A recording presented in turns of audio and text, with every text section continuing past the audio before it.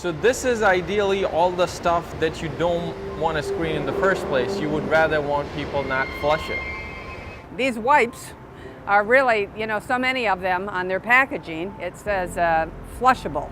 Well, I'll tell you what, they might be flushable, but they are not biodegradable, and they are wreaking havoc on all the sanitary sewer systems throughout the entire country, quite frankly. This was a pump. We got a phone call from a homeowner, and the alarm had gone off that they were having a sanitary backup in their home. The alarm was going off, and when we got on site, what we found was the grinder pump itself. And as you can see, it's kind of dirty. It's in the back end of one of the trucks here that we have, and this is what was in the pump. These are flushable rags that people use. They're wipes, sanitary wipes. I don't know what to call other than they're just wipes. This is what we took out. 13 bags of wipes and grease. This is what the station looked like when we arrived. This is from one station? This is one station serving one residential home. Wow.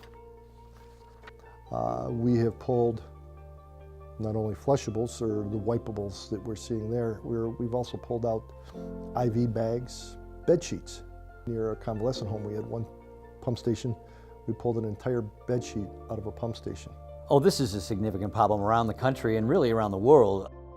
Our sewers are the lifeline of what keeps us having a system that we can use long term. And whenever we're adding something to it that shouldn't be there, we're going to have complications from it. We just had a case in Farmington the other day, a few weeks ago.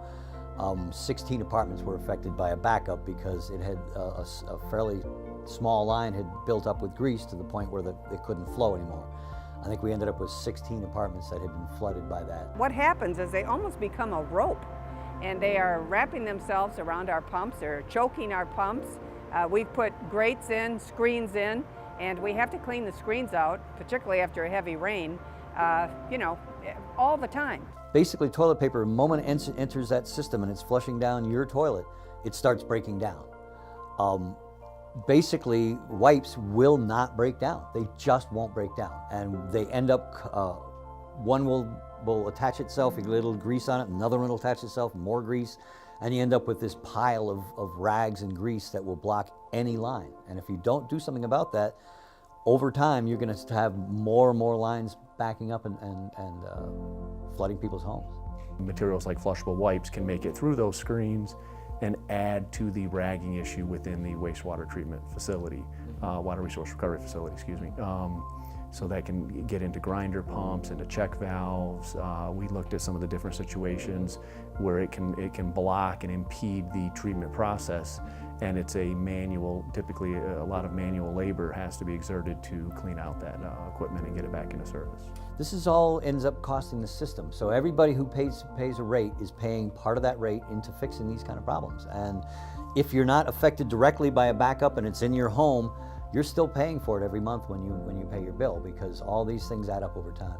Wastewater treatment plants and collection systems spend a lot of preventative maintenance and man hours removing materials that were never really designed to be in the sewer to begin with. And I think flushable wipes is just one of those items. This is something that happens way more than it should, and it's really all about public education. If we can show the public the impact that this is having, they'll stop doing it, because most people have no idea that it's happening. What you want to flush in your toilet is just toilet paper and whatever you're producing as a person. When you're going to the grocery store, no matter what you're buying, if you're buying those types of materials, just try to, I guess, at first reduce the amount of that material you're using in your home.